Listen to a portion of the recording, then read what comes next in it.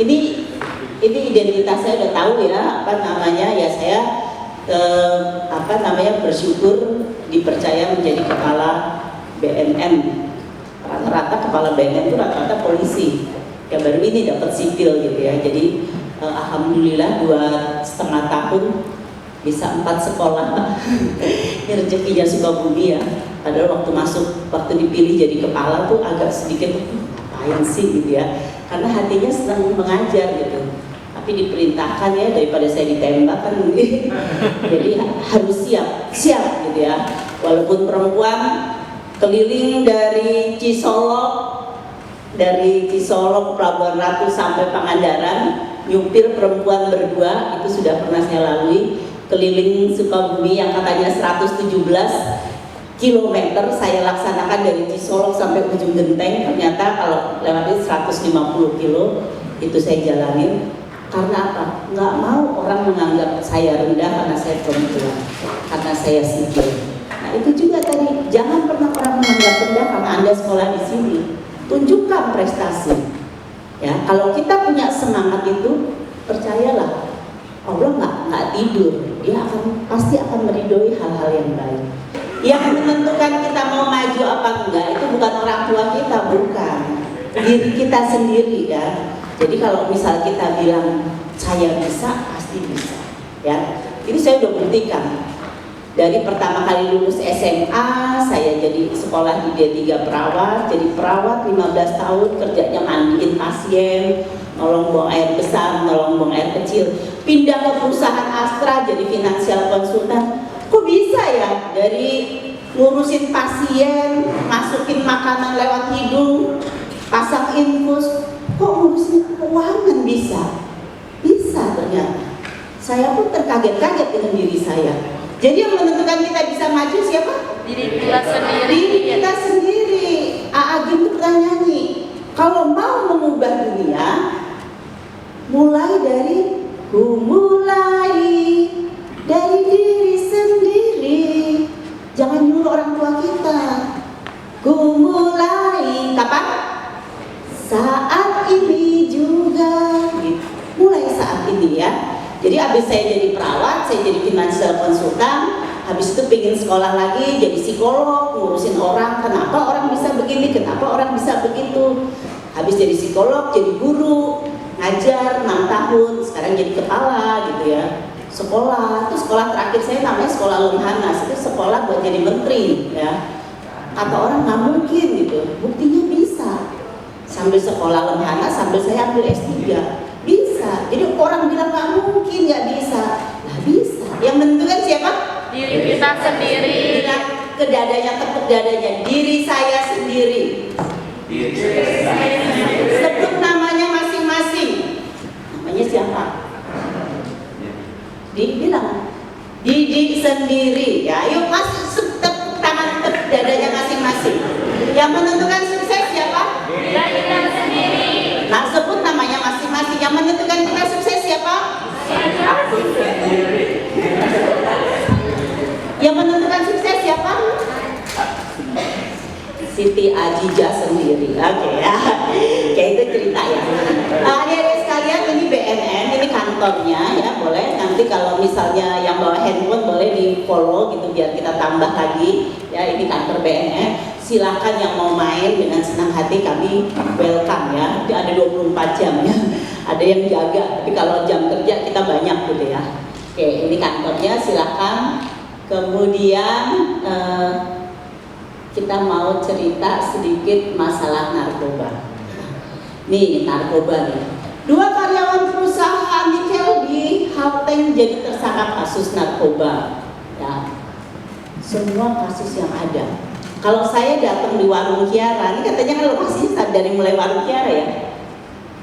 Di warung Kiara, adik-adik kita yang perempuan nih seumuran gini, saya tanya, kena berapa tahun? 22 tahun penjara.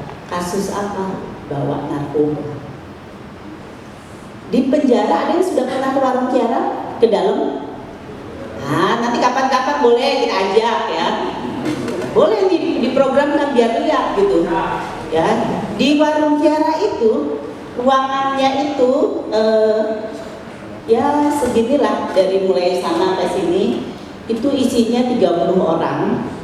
Jam 8 sampai jam 4 mereka boleh main sampai segini, ini pintu, tapi cuma sampai segini aja. Kemudian jam 4 sore mereka masuk, dikunci, pagi baru keluar lagi. Bayangkan 22 tahun hanya gara-gara apa? Gara-gara diajak teman lakinya ngedarin. Yang adik-adik perempuan, halo? Hai. Hati-hati pilih teman lakinya, kalau perlu tes dulu tuh narkoba apa enggak. Iya, karena nggak ada kata sembuh untuk orang narkoba. Terus gimana tuh semisi morangkir yang udah pada pakai narkoba? Mereka pulih. Yang suatu saat akan kambuh lagi, kambuh lagi, kambuh lagi. Makanya yang belum pernah kena jangan coba-coba narkoba. Colek kanan kiri, jangan coba-coba narkoba. Tidak ada kata sembuh gitu ya. Yang sudah pernah pakai, icip-icip dikit, berhenti. Mau nanya nih, yang rokok siapa di sini? Pak Ketua sama Pak Komite tutup mata deh. Siapa yang merokok? Ini jujur. Boleh lihat rokoknya? Bawa Pak? Yang bawa rokok? Oh nggak bawa. Bagus. Ada yang bawa? Coba ini biar kita belajar sama-sama. Ya, bukan belajar sama-sama ngerokok. Dikasih koreknya pula kali. Kita lihat ya, ini rokok ya. Rokok ini ada namanya TAR, TAR, boleh nanti lihat. Semakin tinggi tarnya, dia akan semakin kuat nikotinnya. Ini 27 tinggi nih. Ya, tinggi banget ya. 27 ini tinggi ya. TAR itu apa sih? TAR itu yang bikin aspal, bahan bikin aspal. Racun tikus. Loh kok yang mau masuk ke dalam tubuh kita? Yang bikin aspal tahu? Yang bikin aspal? Racun tikus tahu? Tahu. Itu masuk kita hisap, enak banget. Kuat. Kalau masih kuat. Kematian terbesar adalah kanker paru-paru, ya. Apalagi kemarin habis COVID. Nah, kalau hanya rokoknya aja tarnya ya sudahlah.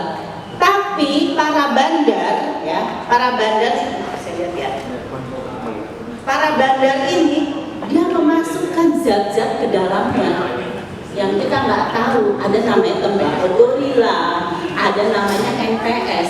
Yang waktu kasus Raffi Ahmad itu ada satu namanya methylene, di dunia itu ada 1000-an. Sekarang di Indonesia ada 90. Dimasukkan lewat rokok. Rokok ini enak aja. Padahal narkoba enak aja rokok. Tapi akibatnya, sayang, akibatnya nggak bisa sembuh seumur hidup, ketergantungan. Kita nanti lihat ya.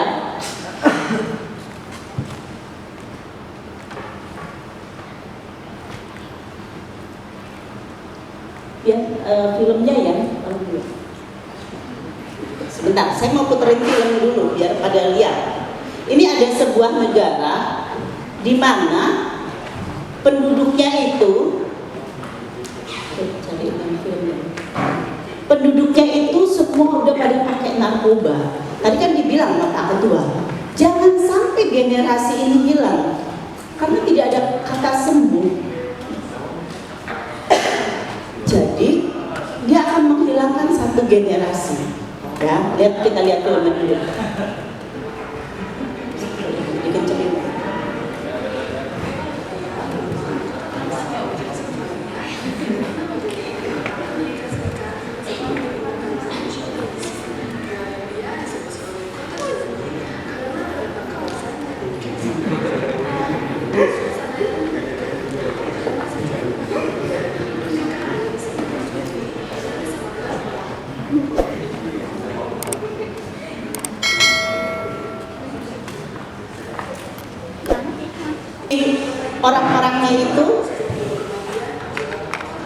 Orang-orangnya itu kayak seperti robot.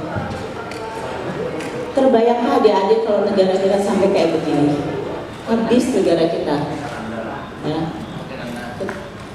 Jadi Philadelphia disebut sebagai kota zombie karena terdapat kawasan yakni Kensington Avenue mempunyai suasana yang mengerikan karena sejumlah penduduknya bertingkah aneh seperti zombie yang disebabkan oleh maraknya pengedar serta pecandu narkotika di kawasan ini. Tak heran, Kensington Avenue termasuk wilayah darurat narkoba. Di bawah pengaruh narkotika, orang-orang terlihat duduk lemas, mulai dengan jarum yang meninggal di tangan, bahkan berjalan dengan sangat gemetar. Suasana tersebut membuat Kensington Avenue terlihat seperti adegan film zombie. Pada 2019, kota ini mencatat 1.150 kematian akibat overdosis obat. Angka itu naik menjadi 1.214 pada 2020 dan diperkirakan mencapai 1.250 pada 2021. Selain itu, Philadelphia juga mempunyai tingkat kriminalitas yang tinggi. Dalam survei di tahun 2022 oleh The Pew Charitable Trust, sebanyak 70% penduduk menyebutkan kombinasi kejahatan, narkoba, dan keselamatan publik merupakan masalah terbesar yang dihadapi kota tersebut. nah, terbayangkan kalau kita para pemuda ini seperti ini, habis negara kita. Tadi dibilang Pak komite hilang satu generasi. Terus kapan orang itu pada mulai pakai narkoba? Ingat nggak kedengar waktu kasus anak bayi dikasih cairan atau cairannya narkoba. Kalau bayi aja sudah dicekokin narkoba, padahal katanya narkoba itu tidak bisa sembuh. Saya mulai ngurus-ngurusin narkoba dari tahun 89 ketika jadi perawat. Sampai sekarang pasien saya di 89 yang masih hidup tinggal satu.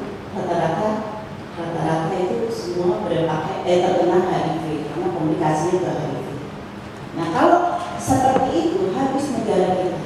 Bagaimana kalau pimpinan kita ya? Mungkin nanti 20 tahun lagi jadi menteri ya. Sekarang berapa? Ya 40-an kan udah bisa menjadi orang sukses ya kan? Jadi kan nanti 20 tahun lagi kalianlah yang memimpin bangsa ini. Amin gitu dong. Iya kan nggak tahu jadi perempuan, jadi kapolres. Ya tunjukin loh perempuan juga bisa jadi kapolres ya. Nah jadi seperti itu.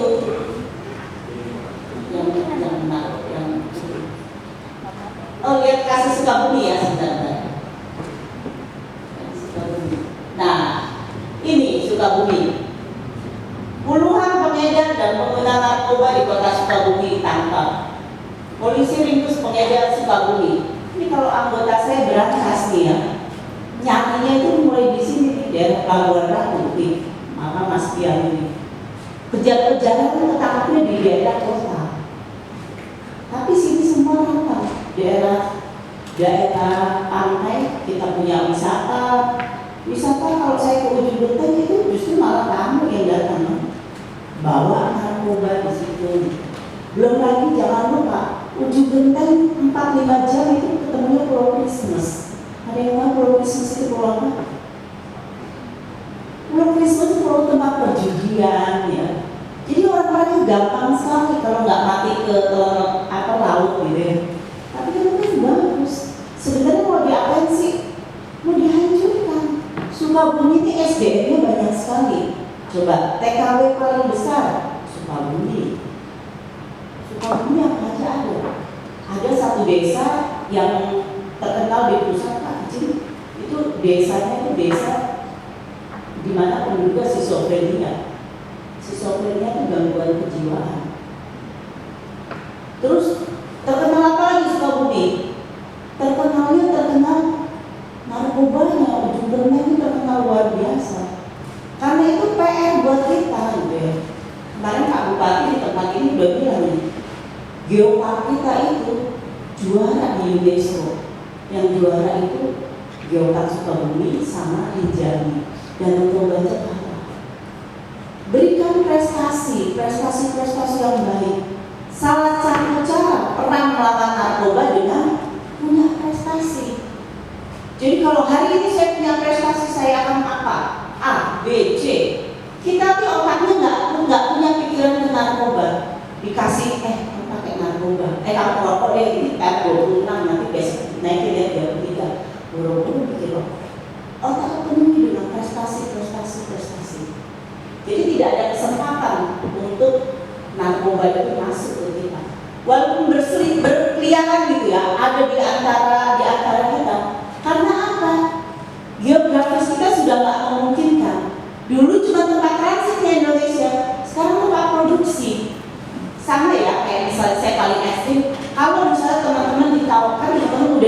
nggak tahu ya namanya babi itu haram ya.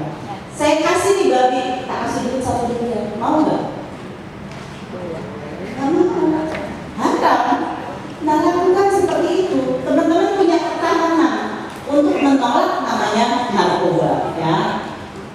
Ini saya kemarin mintain lagu nih, ya. Saking pinginnya masyarakat Sukabumi bersinar, bersih dari narkoba. Caranya gimana? Caranya cegah, mana ya tadi misalnya? Cegah sama berantas. Narkoba itu cuma dicegah sama diberantas. Berantas sampai ke akar-akarnya. Buat apa? Buat masa depan anak kita. Buat masa depan bangsa kita bersih daripada narkoba. Caranya lewat apa? Bersinergi, kerjasama, menjadi pikirannya unggul. Saya punya prestasi, saya punya prestasi. Jadi nggak memberi kesempatan narkoba itu masuk, ya. Komitmen, harus komitmen. Yang menentukan adalah saya sendiri, diri kita sendiri.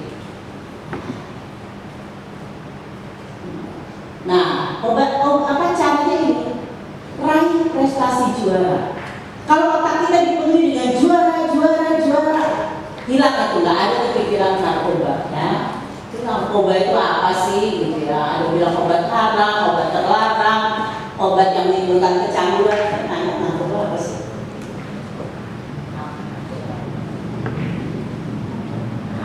Nyontek di situ, yang belum ada di situ orangnya tahu aja.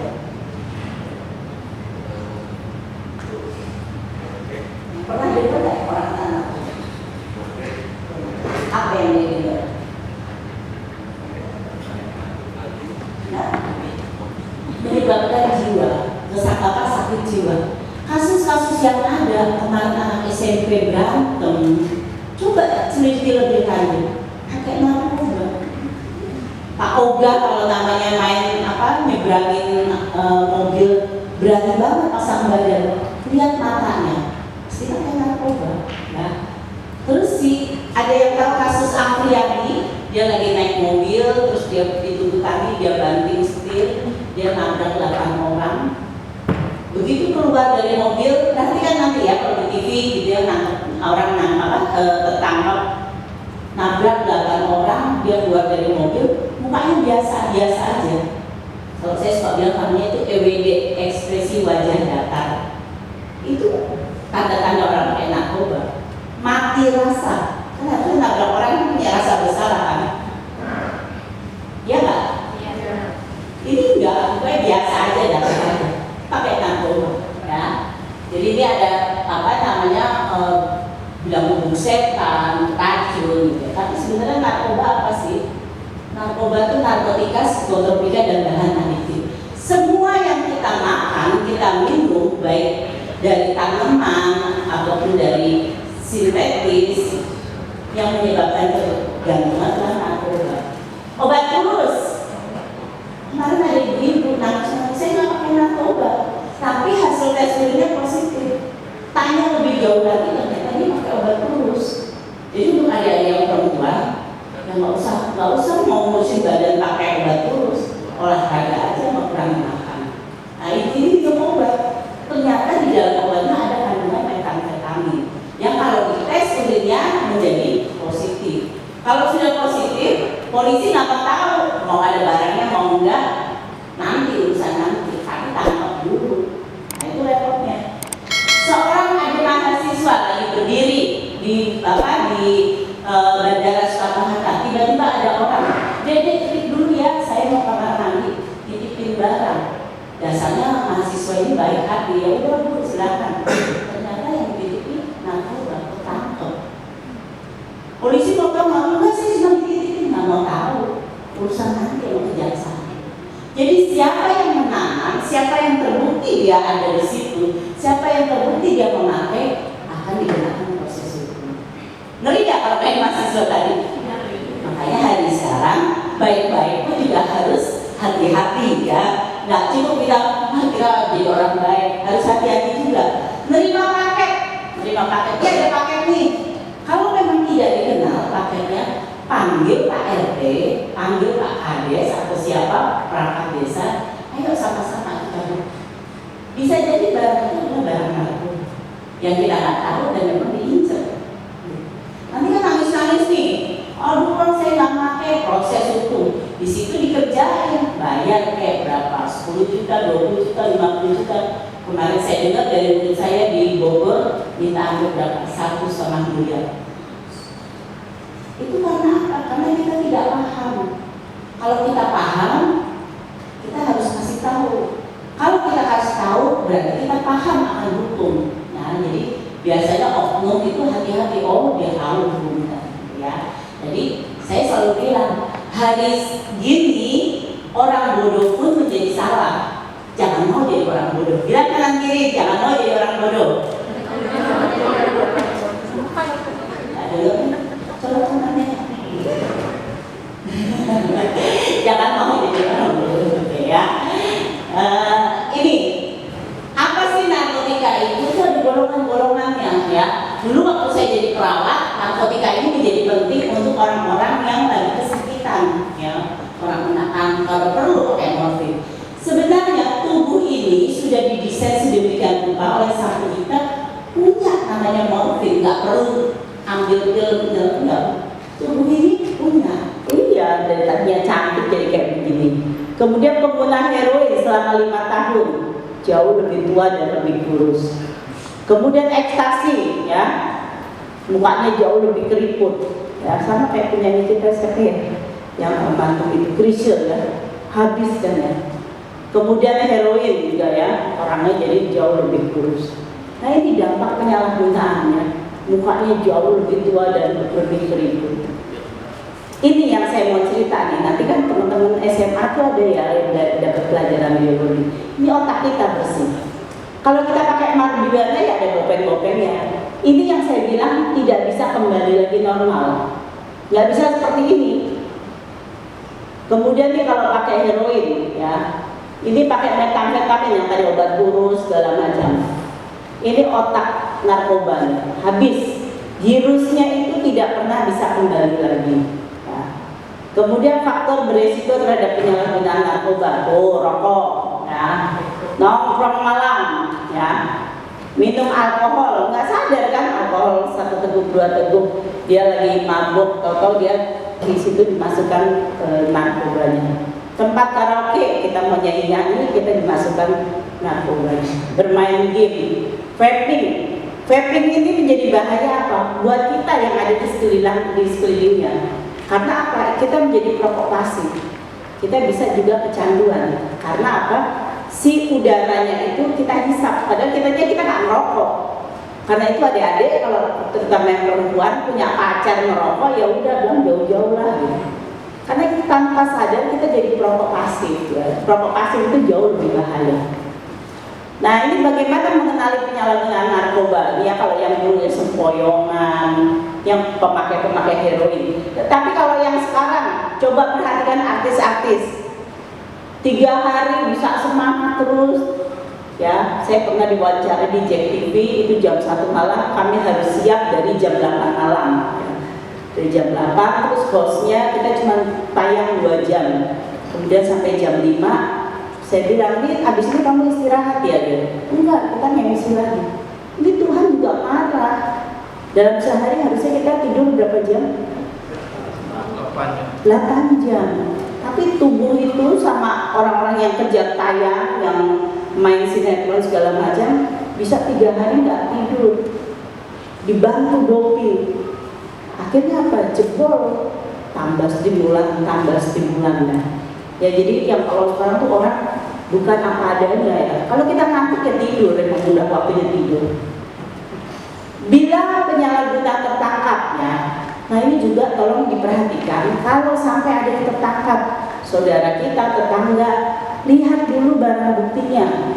Kalau barang buktinya di bawah surat edaran Mahkamah Agung, minta proses asesmen, bawa ke BNN, ya, ke BNN, ke RSUD boleh. Untuk di asesmen, dilihat apakah dia pecandu atau bandar. Kalau dia pecandu, dia rehabilitasi. Kalau dia bandar, diproses hukum.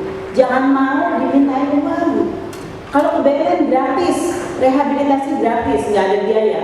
Biayanya yang nanggung pemerintah. Ya. Jadi kadang-kadang ada oknum minta nih 10 juta untuk ke BNN, nggak ada gitu ya. Nanti saya tinggalkan nomor telepon, boleh kalau misalnya ada apa-apa WA ya. Kemudian ini tindak pidana ya, jadi kita harus tahu. Nah, setelah kita udah tahu, kita harus punya ketahanan diri. Karena narkoba itu gampang sekali masuk. Jadi kita itu sama-sama nih, satu unit ini kita sama-sama bergandeng tangan. Kalau ada satu yang kena, kita sama-sama tolong ya, jangan dijauhkan gitu ya. Jadi kalau ini 50, ada satu yang kena, 49 ditambah tutor, ditambah pengurus yang lain, kita sama-sama bantu menyelamatkan satu orang ini. Kira-kira menang yang 49 atau menang yang satu? Halo? Menang yang 49 apa yang satu? 49. Mau ya tolong satu orang itu ya? Ya, kalau misalnya sampai ada, sama-sama saling bantu-membantu. Harus punya ketahanan diri, kemampuan mengatakan tidak pada narkoba ya. Enggak, gitu ya. Ini saya mau membantu mama gitu ya. Jadilah siswa yang tangguh ya, menjadi pribadi yang tangguh, ulet, punya daya tahan, punya kekuatan, jadi agent of change ya. Kita sekarang ini baik-baik aja, ada pahlawan-pahlawan kita ya, yang berjuang habis-habisan buat kemerdekaan bangsa kita, jadi kita jadi baik-baik. Coba kalau mereka nggak berjuang, kita masih perang sama Belanda gitu ya. Jadi bersyukur, dan tidak hanya cukup kita diam-diam saja, kita punya PR buat generasi berikutnya. Kemudian jadilah penjaga nilai-nilai luhur ya. Nah, ini peran siswa, pahami bahaya narkoba, aktif ikut kegiatan-kegiatan yang positif. Ya. Oke, tetap sehat selalu, sama keluarga tetap baik. Jangan lupa harus punya kecerdasan spiritual. Kecerdasan spiritual itu punya hubungan yang baik dengan Sang Kuasa ya. Jika ditawari narkoba, tolak, hindar, dan laporkan. Ini ada nomor telepon, kalau ada apa-apa boleh dimasukkan. Itu aja dari saya, terima kasih. Wassalamualaikum warahmatullahi wabarakatuh. Izin bertanya, nama saya Siti Dalpa dari paket C PKBM Muslim Cendekia.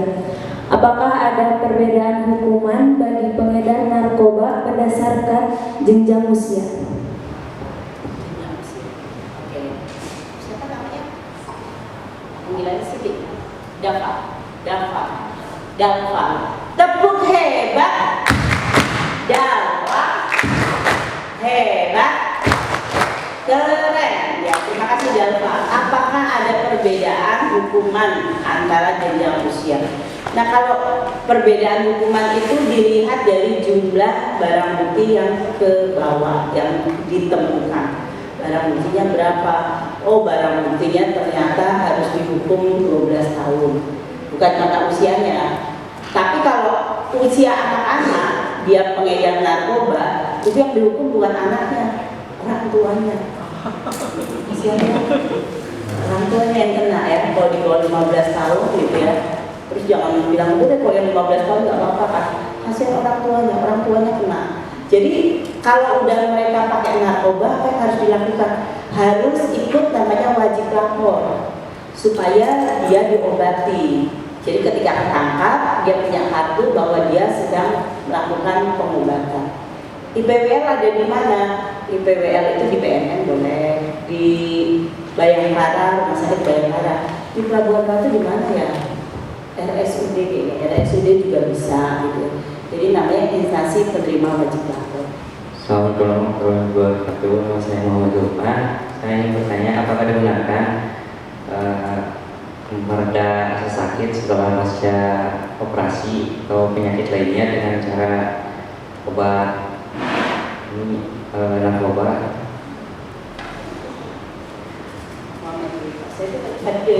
Apakah diperbolehkan ketika orang habis operasi minum obat? Ya boleh, kan obat itu buat ngurangin sakit.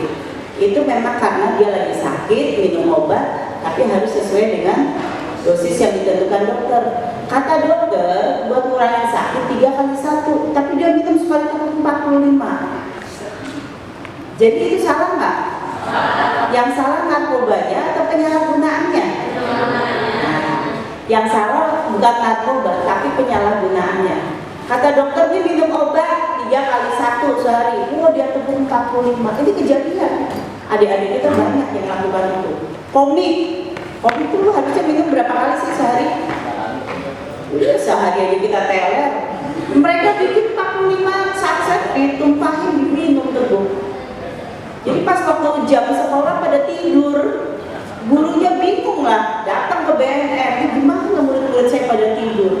Ya iya, ditegukin komik, bangun kali 3 hari kali baru bangun. Ya seperti itu ya, jadi boleh supaya dia ngurangin sakit, tapi ada batasannya. Biasanya dokter yang menentukan, kan dilihat derajat rasa nyeri. Oke, kasih ya Pak. Ada lagi? Oke, baik. Assalamualaikum warahmatullahi wabarakatuh. Izin bertanya Ibu. Barusan Ibu menyampaikan tentang komik. Yang akan saya tanyakan, apa yang terkandung dalam komik itu ada semacam zat adiktif yang membahayakan atau tidak? Yang keduanya, apakah komik ketika digunakan berlebihan itu, ketika anak yang menggunakannya, orang yang menggunakan itu bisa termasuk menyalahgunakan narkoba atau tidak? Terima kasih. Pertanyaannya, apakah komik kandungannya apa? Di dalam komik itu, komik kan obat batuk ya. Ada namanya dextromethorphan. Ya, dulu waktu kita zaman dulu ya, dextromethorphan itu kalau kita ke puskesmas, dok, batuk nih dok, dikasih obat putih kecil-kecil, dextromethorphan. Tapi karena sering disalahgunakan, akhirnya BNN minta untuk dikurangi. Sehingga sekarang obat putih-putih itu udah nggak ada lagi. Karena apa? Penyalahgunaannya sangat tinggi. Ya. Sekarang dextromethorphan masuk ke dalam komik dikit, masuk ke dalam OBH dikit. Kan narkoba atau mengkonsumsi narkoba. Oke. Tepuk hebat. Elsa. Erlita. Tepuk hebat. Erlita. Hebat. Keren. Oke. Apa yang harus dilakukan? Yang pertama kita harus tahu dulu diri kita. Kira-kira kita mampu nggak? Kalau kita nggak mampu untuk menolong orang sakit, malah kita yang bisa kena ketularan. Jadi pertama ukur dulu dirinya. Kalau memang rasa tidak mampu, ajak tuh semua lingkungannya, ajak bicara. Ya. Jangan lupa di tempat adik-adik tinggal di desa mana sudah diminta bikin namanya desa bersih narkoba. Jadi Pak Kades-kadesnya itu harusnya sudah tahu tuh programnya. Karena kami sudah keliling tuh di 381 desa, 5 lurah. Ya. Sebagai generasi muda, apa yang harus kita lakukan untuk perang melawan narkoba? Cung, ayo.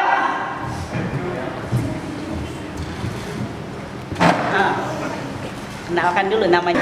Sebagai generasi muda, apa yang harus kita lakukan untuk melaksanakan perang melawan narkoba? Berteman, bergaul itu dengan circle yang seperti apa dulu. Nah, ketika circle tersebut kayak misalkan teman-teman kita pulang malam, terus nongkrongnya gak bisa diatur, maka untuk itu yang pertama tadi saya sebutkan adalah dasarnya dengan iman dulu, terus pilih pergaulan yang positif. Kemudian ya memang kita harus tahu bahaya narkoba itu seperti apa gitu.